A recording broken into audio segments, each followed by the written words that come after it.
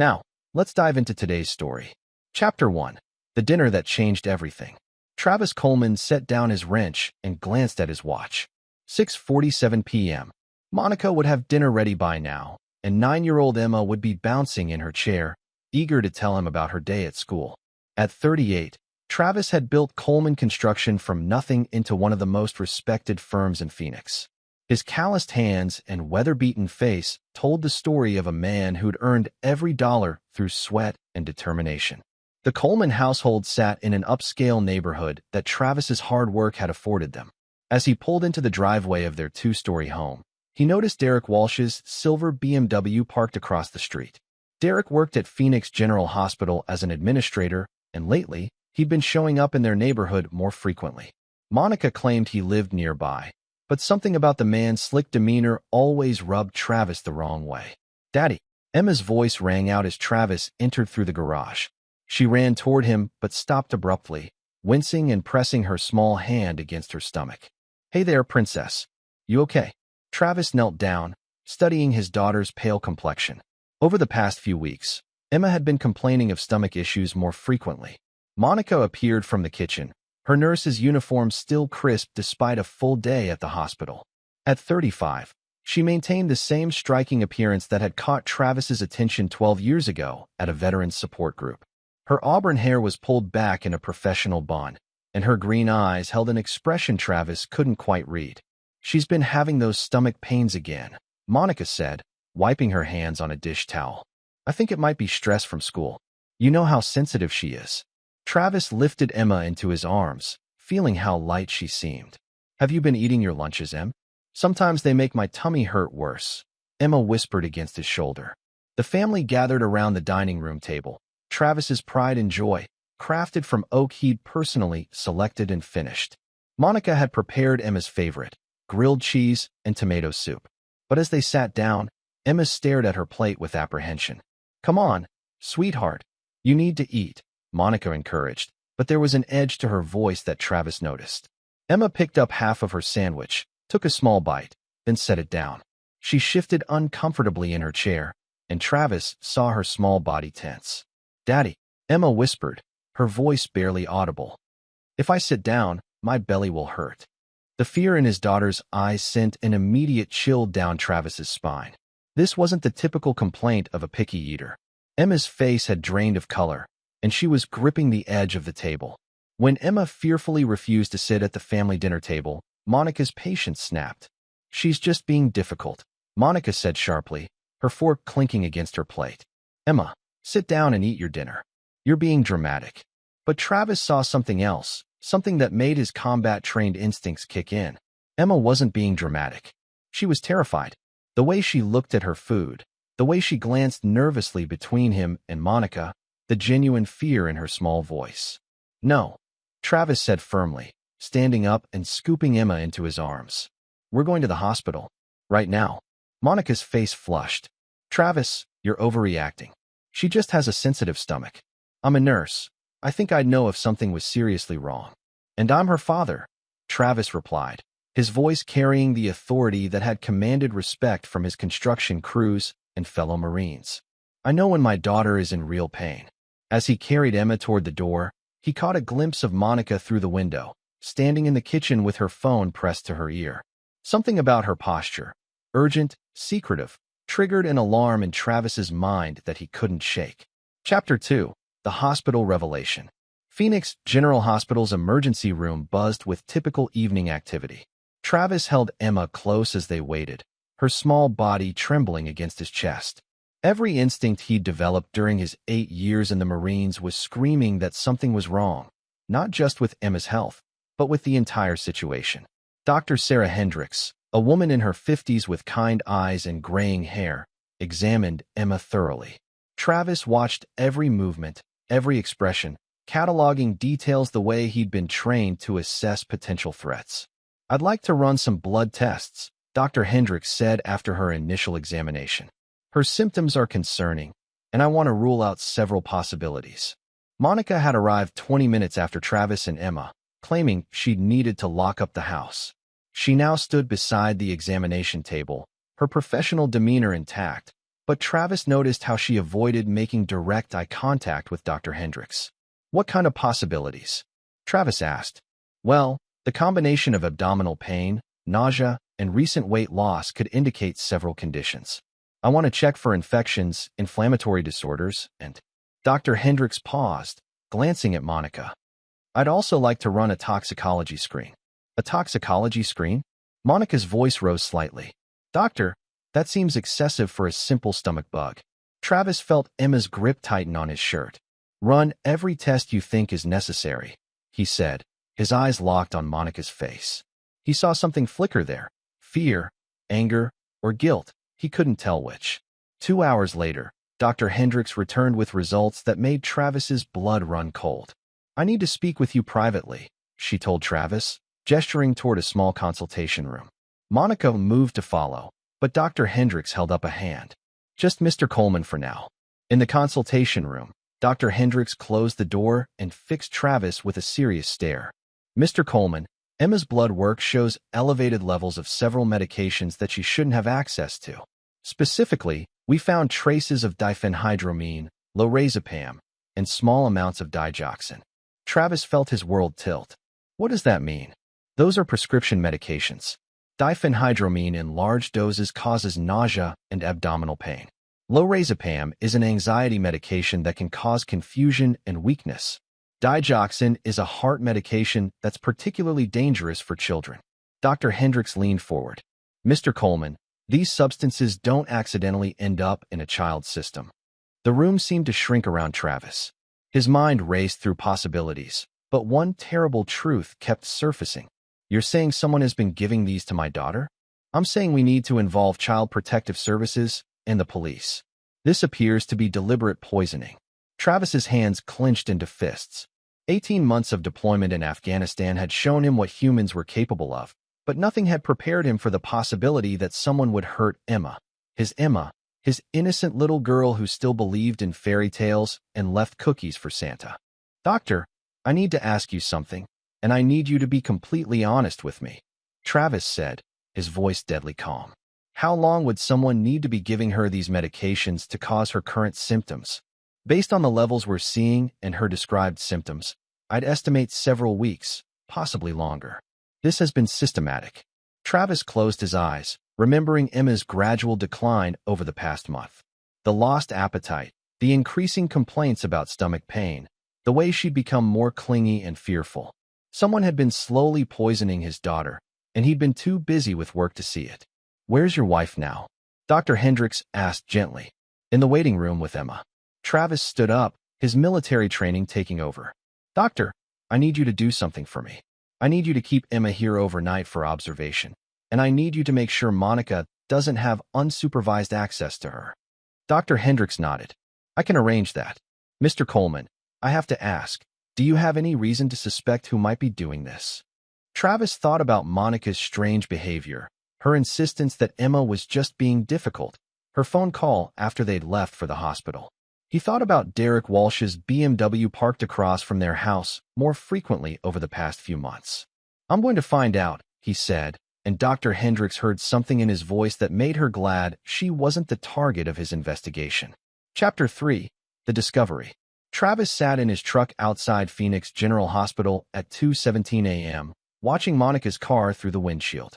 She'd left the hospital an hour ago, claiming exhaustion, but instead of going home, she'd driven to a 24-hour diner on the outskirts of town. Through the large windows, Travis could see her sitting across from Derek Walsh in a back booth. Their body language told a story that made Travis's jaw clench. Monica leaned forward, gesturing urgently. Derek's hand covered hers across the table. This wasn't a casual encounter between acquaintances. Travis had spent the last hour calling in favors from his military contacts. Tommy Rodriguez, who now worked private security, had access to surveillance equipment. Mike Chun ran background checks for a living. By morning, Travis would know everything about Derek Walsh and have a clearer picture of what he was dealing with. His phone buzzed with a text from Dr. Hendricks. Emma is resting comfortably.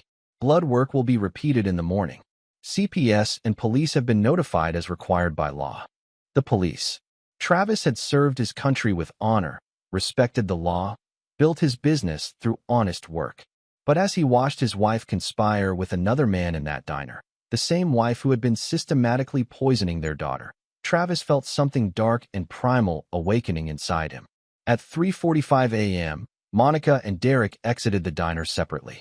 Derek kissed Monica's cheek before getting into his BMW. Monica sat in her car for several minutes, phone pressed to her ear again, before finally driving home. Travis waited another hour before following. He needed to think, to plan. The Marines had taught him that successful operations required intelligence, patience, and decisive action. This would be no different. Back home, Travis entered through the garage, moving silently through the house he'd built with his own hands. Monica was already in bed, apparently asleep. He slipped into his home office and began searching through Monica's belongings with systematic precision. In her purse, he found a small pill bottle with no label. Inside were white tablets that looked identical to ones he'd seen Derek handling at a hospital fundraiser last year. Digoxin, if he remembered correctly, the same medication Dr. Hendricks had mentioned. Travis's hands trembled as he photographed the pills with his phone. His daughter had been living in the same house as her poisoner, eating meals prepared by someone who was slowly killing her. In Monica's laptop bag, he found hospital access cards that shouldn't have been in her possession and printouts of medical records for several children, none of whom were Emma. The documents were heavily highlighted, with notes in Monica's handwriting about dosage adjustments and symptom progression. Travis sat back in his chair, pieces falling into place. This wasn't just about his family. Monica and Derek were involved in something larger, something that involved other children. The hospital records, the systematic poisoning, Derek's position as administrator. They were using his medical access to hurt kids. But why? Insurance fraud? Some sick research project? Travis didn't know yet, but he was going to find out. His phone rang, startling him. Tommy Rodriguez's name appeared on the screen. Travis, I've got preliminary information on your boy Derek Walsh. You're not going to like this. Tell me. Derek Walsh, 42, hospital administrator at Phoenix General for 3 years. Before that, he worked at 2 other hospitals, both terminated under suspicious circumstances. No charges filed, but there were allegations of medication discrepancies and patient welfare concerns. Travis felt ice in his veins. What kind of patient welfare concerns? Kids, Travis. Both hospitals, there were patterns of children getting sicker instead of better under his watch. Hospital lawyers made the problems disappear with settlements and NDAs, but the pattern is there if you know where to look. Travis closed his eyes. And my wife. Monica Coleman, 35, registered nurse. Clean record until about 6 months ago when she transferred to Derek's department. But here's the interesting part. She's been having financial problems. Credit cards maxed out, missed mortgage payments. Whatever she's doing with Derek, it's probably for money. After hanging up, Travis sat in the darkness of his office, surrounded by evidence of his wife's betrayal. Not just infidelity. Monica was helping Derek hurt children, including their own daughter, for money. Travis had killed enemy combatants in Afghanistan. He'd seen the worst humanity had to offer and emerged with his moral compass intact. But this was different. This was personal. This was Emma. As dawn broke over Phoenix, Travis Coleman began planning the most important operation of his life. Monica and Derek had made the fatal mistake of targeting his family. They were about to learn what happened when someone threatened everything Travis held sacred. The war they'd started was about to end, but not in their favor. Chapter 4. Gathering Intelligence. Travis arrived at Phoenix General Hospital at 8 a.m., carrying flowers and wearing the concerned father mask that came naturally after a night of planning. Emma was awake, color returning to her cheeks, chattering excitedly about the nice nurses who'd brought her coloring books. "Daddy, I feel so much better," Emma announced as he hugged her. "My tummy doesn't hurt anymore." Dr. Hendricks pulled Travis aside with updated test results. The levels of medication in her system have dropped significantly overnight. With proper care and no further exposure, she should make a complete recovery. No further exposure, Travis repeated, watching Monica through the doorway as she fussed over Emma's blankets. "Doctor, I need to ask you a favor. I need you to tell Monica that Emma needs to stay another night for observation." Dr. Hendricks studied his face. "Mr. Coleman, the police will want to interview your family today. Are you prepared for that?" "I'm prepared for whatever's necessary to protect my daughter." What Dr. Hendricks didn't know was that Travis had already spoken with Detective Lisa Park at 6 a.m., not to confess his suspicions about Monica, but to learn about the investigation timeline. He needed 48 hours before the police made their move. Travis spent the morning at the hospital, but by afternoon, he was across town meeting with Tommy Rodriguez and Mike Chun at a construction site. The noise of machinery would mask their conversation perfectly. "I've got more information about your wife's boyfriend," Mike said, handing Travis a thick folder. "Derek Walsh has been very busy. 3 hospitals in 5 years, always leaving under mysterious circumstances. Each time, there were reports of children experiencing unexpected complications." Tommy opened a laptop and showed Travis surveillance photos from the previous night. After the diner, Derek went to a storage unit across town. Stayed there for 30 minutes. "I got the unit number." "What's he storing?" Travis asked. "That's what we're going to find out tonight. But first, look at this." Tommy pulled up banking records on his screen. Derek's been making regular payments to an offshore account. Same account that's been receiving payments from someone named M. Coleman for the past 6 months. Travis studied the financial records. Monica had been paying Derek, not the other way around. "They're not doing this for money from insurance fraud," he realized. "Someone else is paying them." Mike nodded grimly. "I think your wife and Derek are part of something bigger. A network that's using children as test subjects for pharmaceutical research. Derek provides access to kids through his hospital positions, and Monica provides the medical knowledge to administer whatever they're testing." The pieces clicked into place for Travis. Emma wasn't just a victim of his wife's infidelity. She was a test subject in an illegal human experimentation ring. The systematic poisoning, the careful documentation, the multiple hospitals in Derek's background. "How many other children?" Travis asked. "Based on the medical records you photographed, at least 12 in the Phoenix area. Maybe more in Derek's previous cities." Travis stood silent for a long moment, processing the magnitude of what Monica and Derek had done. Then his phone rang. Monica's name appeared on the screen. "Travis, where are you? Emma's asking for you, and I think we should discuss getting her home soon." "I'll be there in an hour," Travis replied, his voice steady despite the rage building inside him. "Monica, did the police speak with you yet?" "Yes, this morning. They asked a lot of questions about Emma's diet and medications." "Travis, I think someone at her school might be responsible. You know how some of those teachers are with difficult children." Travis closed his eyes. Even now, with Emma recovering in a hospital bed, Monica was trying to deflect blame onto innocent people. "We'll figure it out, Monica. I'll see you soon." After hanging up, Travis turned to his 2 friends.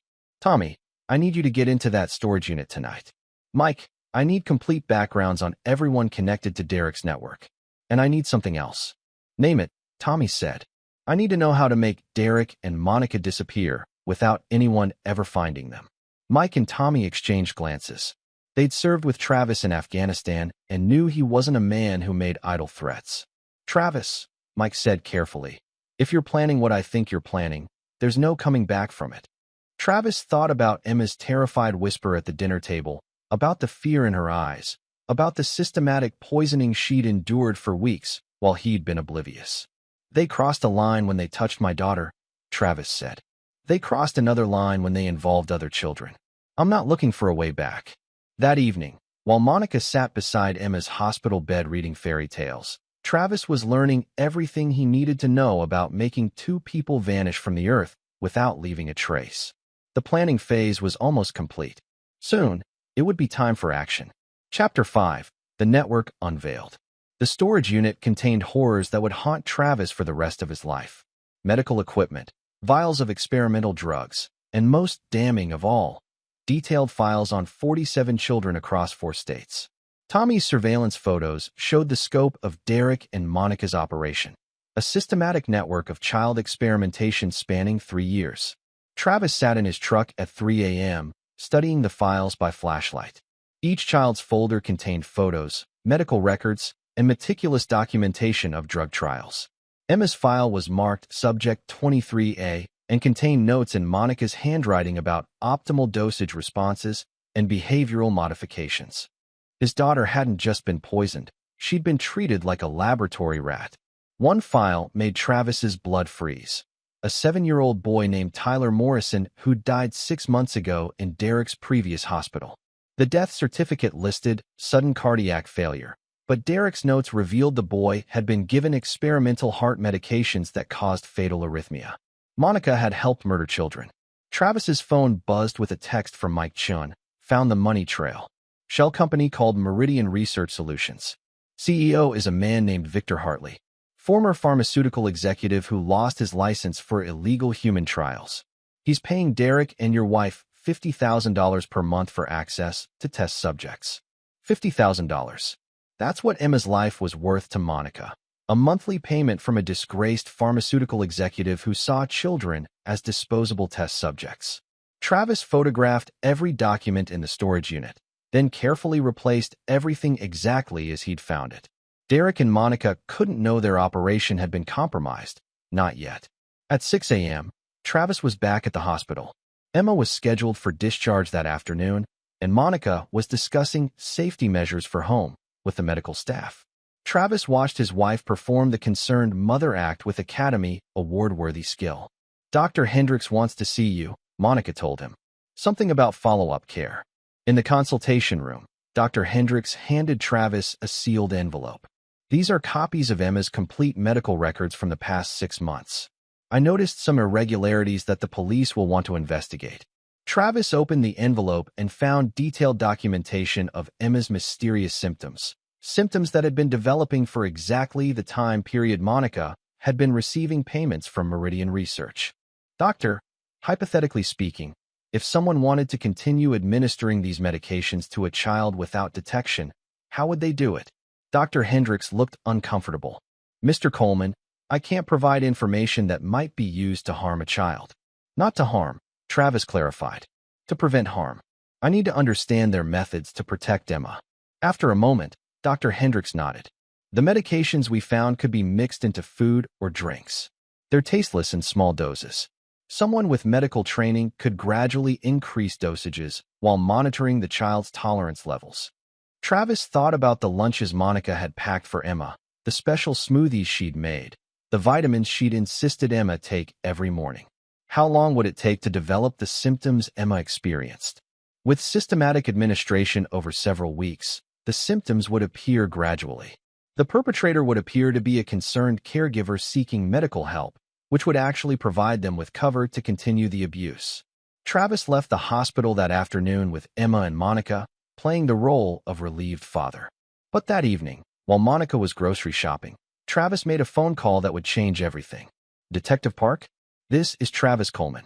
I need to share some information about my daughter's case, but I need certain guarantees first. What kind of guarantees, Mr. Coleman? I need 48 hours before you make any arrests. I have evidence of a larger operation, but if you move too quickly, the people responsible will destroy evidence and disappear. Travis spent the next hour providing Detective Park with just enough information to ensure law enforcement would eventually take down the entire network.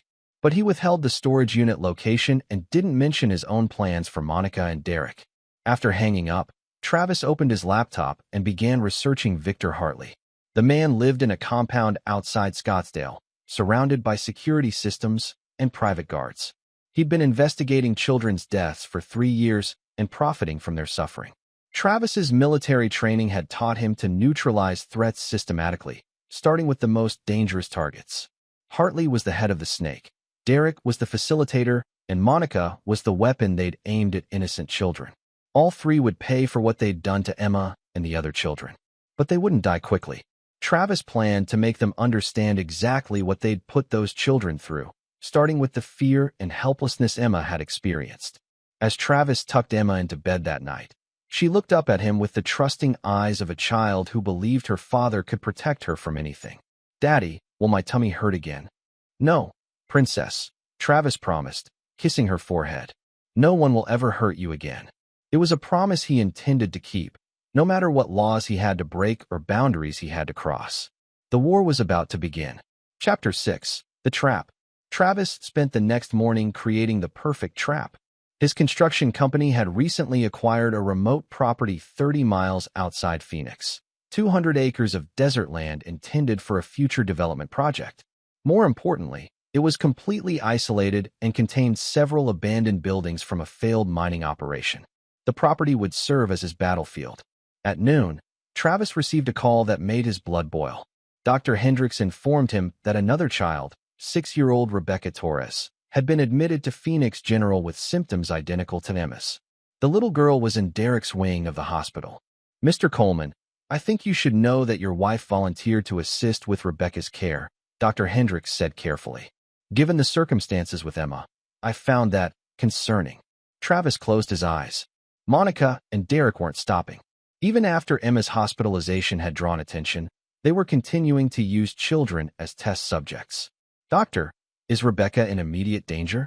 She's stable for now, but if someone continues administering the medications we found in Emma's system..." Travis didn't let her finish. "I'll handle it."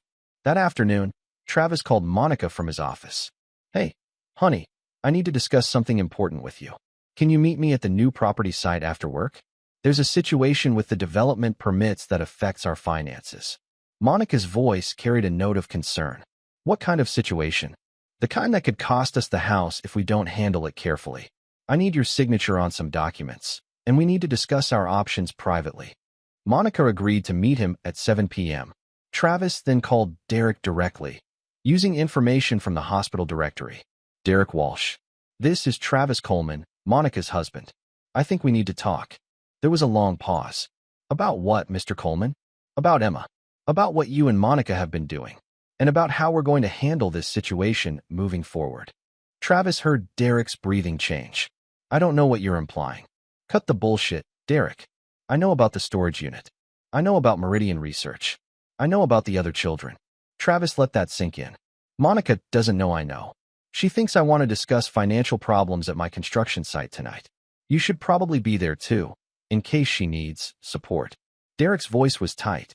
"What are you proposing?" "I'm proposing we reach an understanding." 7 p.m., Coleman Construction Development Site on Desert Ridge Road. "Come alone, and don't tell Monica you're coming. Let her think it's a coincidence when you show up." Travis had studied psychological warfare in the military. The key was making your enemies believe they still had control while systematically removing all their options. Derek would come because he'd think Travis was either trying to join their operation or negotiate some kind of hush-money arrangement. He was wrong on both counts. That evening, Travis arrived at the property an hour early. He'd spent the afternoon preparing the abandoned mine office building, installing battery-powered lights, and ensuring his equipment was in place. His military duffel bag contained zip ties, medical supplies, and specialized tools he'd acquired through private channels. Monica arrived first, parking near the main gate. She looked nervous as she approached the building where Travis waited. "This place gives me the creeps," Monica said, glancing around at the desert landscape. "What's so urgent that it couldn't wait until tomorrow?"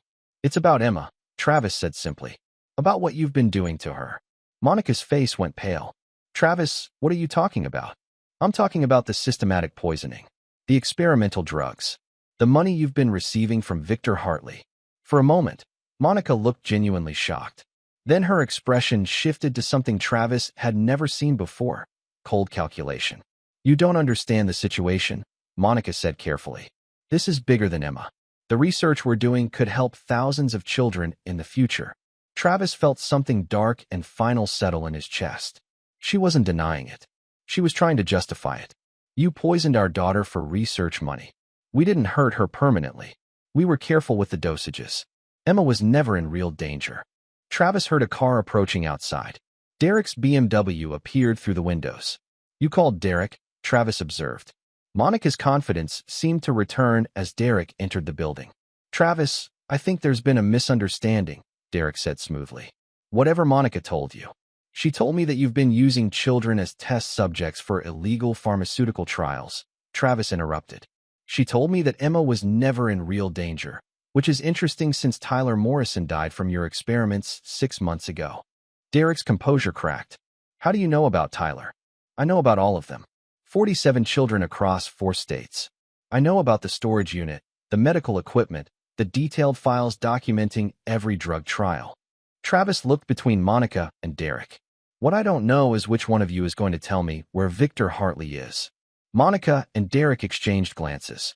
Travis saw Derek's hand move toward his pocket and reacted with military precision, striking Derek's wrist and sending a small pistol skittering across the floor. "That was a mistake," Travis said calmly, drawing his own weapon. Now we're going to have a much longer conversation. The trap had closed. Monica and Derek were exactly where Travis wanted them, isolated and helpless. The real interrogation was about to begin. Chapter 7. Confessions in the Dark. Travis secured Derek and Monica to metal chairs with zip ties while they protested their innocence. The abandoned mine office echoed with their voices, but the nearest neighbor was 15 miles away. No one would hear what happened next.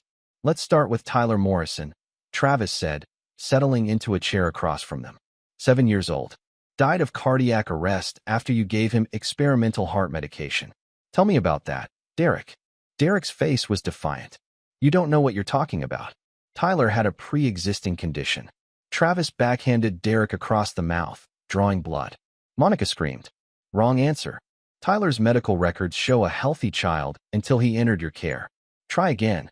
Monica found her voice. Travis, please, you're scaring me. This isn't like you. You don't know what I'm like, Travis replied, his voice deadly calm.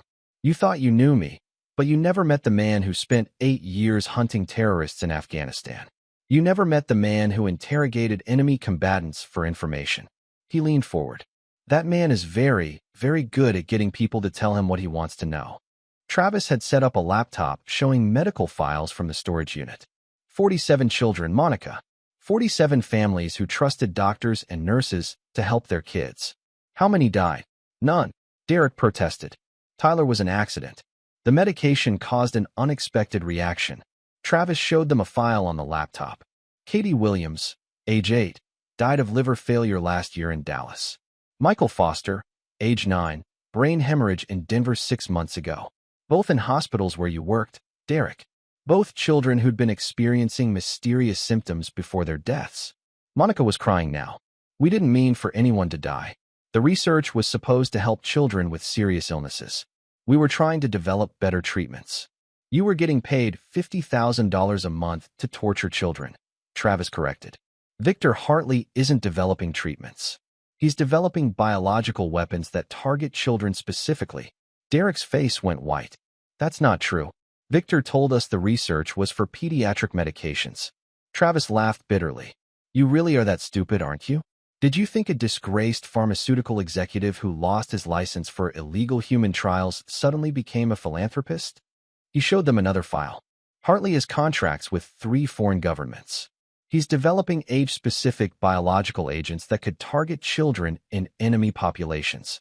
The truth hit Monica like a physical blow. Oh God. Oh God. What have we done? You helped a war criminal develop weapons to murder children, Travis said simply. And you used our daughter as a test subject. For the next hour, Travis systematically broke down their psychological defenses. He'd learned these techniques in military intelligence training, but he'd never imagined using them on his own wife. Derek and Monica revealed everything. The recruitment process, the payment structure, the locations of other test sites. Most importantly, they revealed Victor Hartley's location and security arrangements. Travis, please, Monica begged as dawn approached through the dusty windows. We can fix this. We can testify against Victor, help the authorities shut down the network. Emma is safe now. We can be a family again. Travis studied his wife's face in the dim light. Even now, after confessing to poisoning their daughter and participating in the murder of children, Monica thought there was a path back to their normal life. Monica, do you remember what I told you when we got married? Monica's eyes filled with hope. You said you'd always protect our family. I said I'd never forgive anyone who threatened our family. I said I'd hunt down anyone who hurt the people I love and make them pay. Travis stood up. I meant every word. Derek tried to struggle against his restraints. You can't just murder us. The police will know it was you. The police will find evidence that you and Monica fled the country after realizing their investigation was closing in, Travis said. Your passports will show travel to a non-extradition country.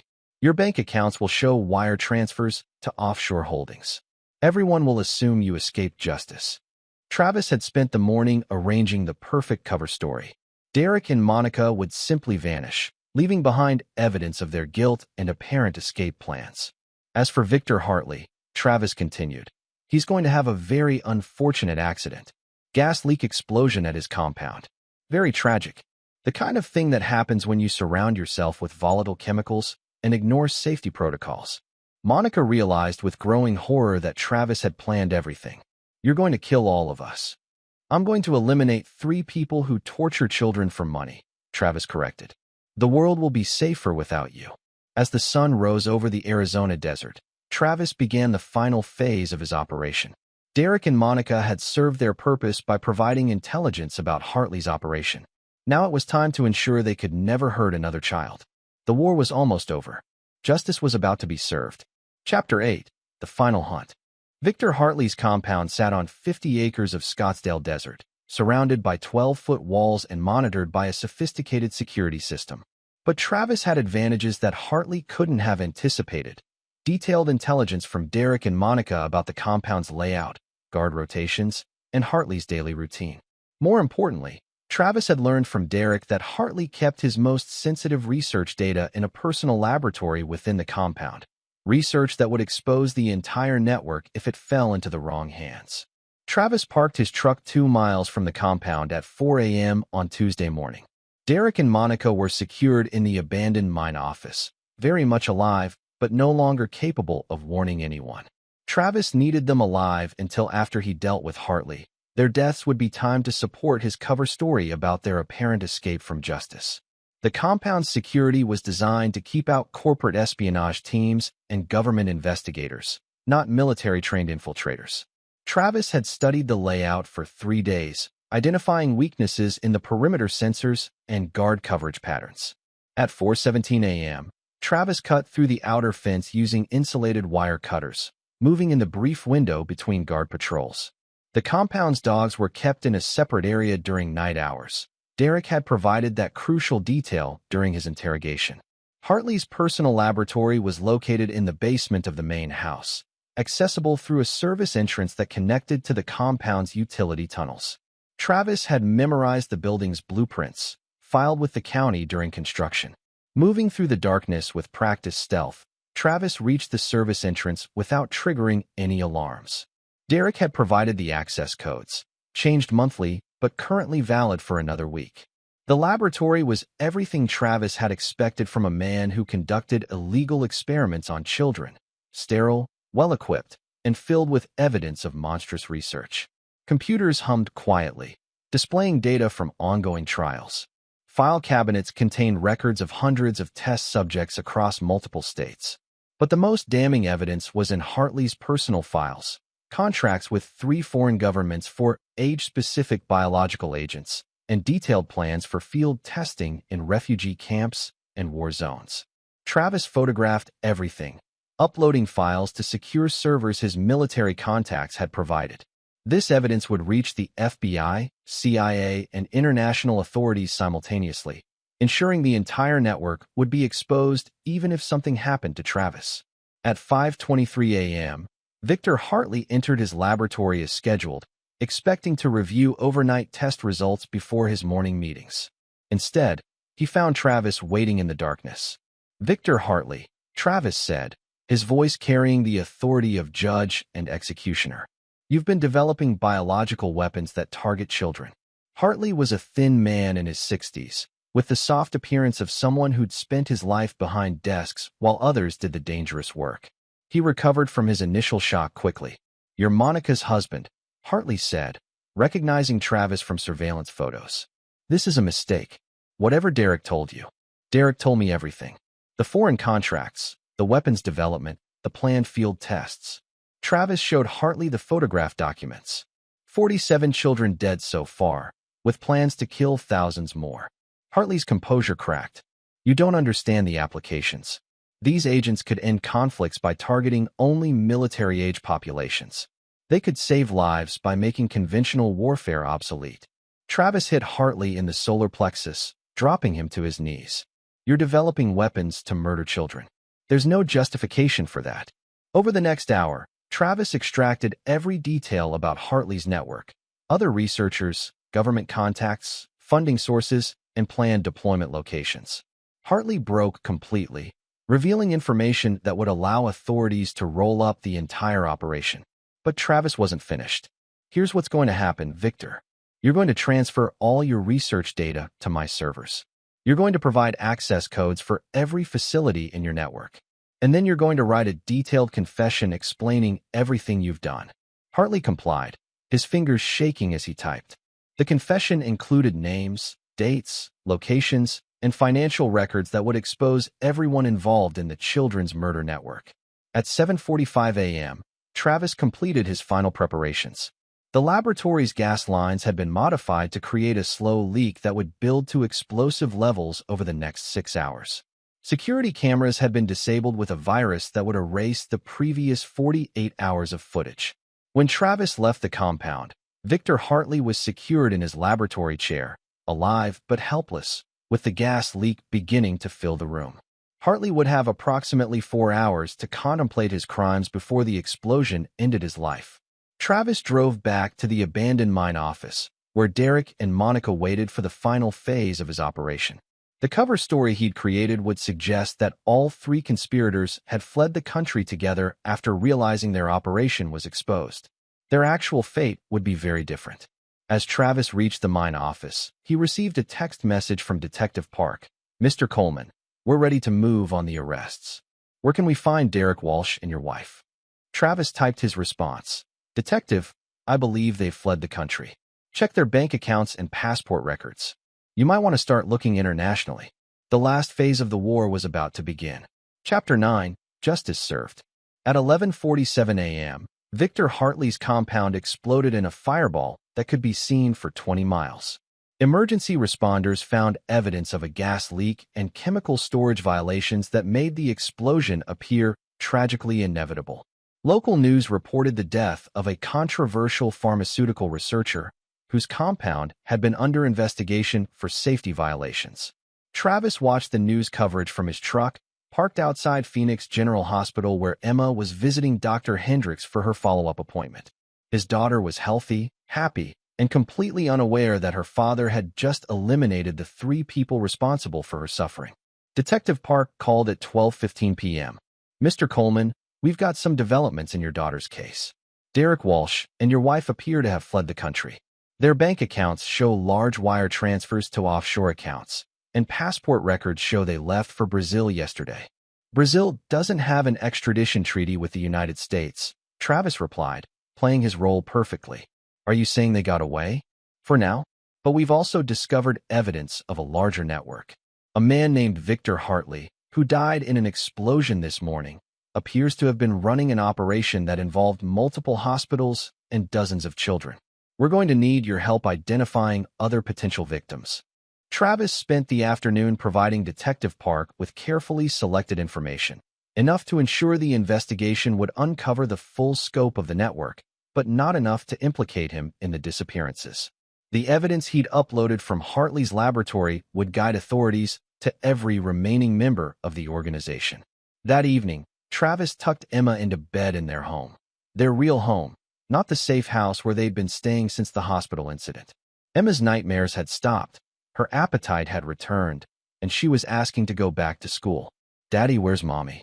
Emma asked as Travis read her a bedtime story. Travis had prepared for this question. "Mommy had to go away for a while, Princess. She did some things that hurt people, and now she can't come home."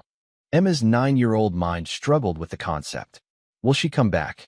"No, Emma. She won't be coming back." Travis kissed his daughter's forehead. "But I promise you'll always be safe. No one will ever hurt you again."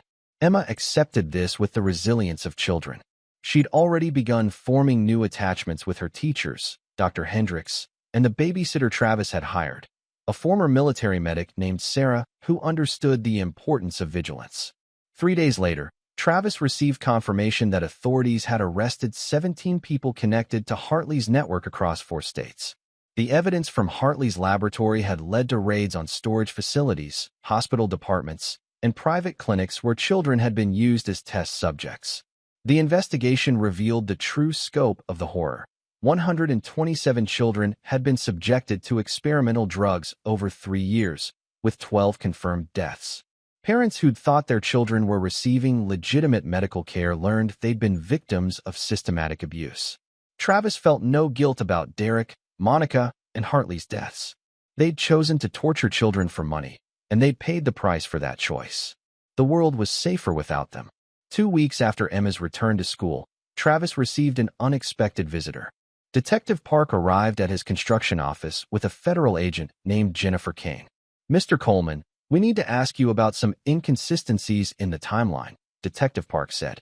"Security footage from your construction site shows your truck there on the night Derek Walsh and your wife allegedly left for Brazil." Travis looked directly at Agent Kane. "I was checking on equipment theft. We'd had some problems with vandalism at the remote sites." Agent Kane studied Travis with the intensity of someone trained to detect deception. "Mr. Coleman, the investigation into Hartley's network has revealed some interesting information. Someone provided anonymous tips that led us to evidence we never would have found otherwise. Someone with intimate knowledge of the operation." Travis maintained eye contact. "I hope whoever provided that information helped you save some children." 43 children are alive today because of those tips," Agent Kane continued. "Children who would have died if the network had continued operating." Detective Park leaned forward. "Travis, we know Derek and Monica didn't flee to Brazil. Their bodies were found yesterday in an abandoned mine shaft 200 miles from here, along with Victor Hartley's body, which wasn't in the explosion after all." Travis felt the weight of their suspicion but remained calm. "I'm sorry to hear that. I hope you catch whoever killed them." Agent Kane smiled grimly. "The thing is, Mr. Coleman, we're not sure we want to catch whoever killed them. 3 child murderers are dead, their network is destroyed, and dozens of children are safe. That sounds like justice to me." Detective Park nodded. "The official investigation will conclude that Derek Walsh and Monica Coleman were killed by Victor Hartley in a dispute over money, and Hartley died when his compound exploded due to safety violations. Case closed." After the investigators left, Travis sat alone in his office, processing what they'd really told him. They knew he was responsible for the deaths, but they weren't going to pursue charges. Justice had been served, even if it hadn't come through official channels. That evening, Travis and Emma had dinner at their dining room table, the same table where Emma had whispered about her belly hurting, starting the chain of events that exposed a network of child murderers. "Daddy, I'm hungry tonight," Emma announced, finishing her entire plate for the first time in months. "That's wonderful, Princess. What do you want for dessert?" "Ice cream. And can we watch a movie?" Travis smiled, watching his daughter's joy. She was healing, both physically and emotionally. The nightmares were gone, replaced by normal childhood concerns about homework and friends. Emma would grow up knowing her father had protected her from monsters, even if she never knew the full truth about how those monsters had been defeated. She would learn that some people in the world were willing to hurt children, but she would also know that someone would always fight to keep her safe. As they settled in to watch Emma's favorite movie, Travis reflected on the choices he'd made.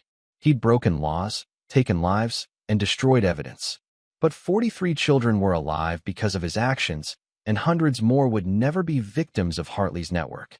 Travis Coleman had started as a construction worker and father who trusted the system to protect his family.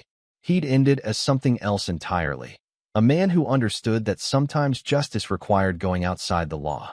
He'd made his choice, and he would live with the consequences. But watching Emma laugh at the movie, healthy and safe in their home, Travis knew he'd made the right choice. The war was over. Justice had been served. And Emma was safe. That was all that mattered.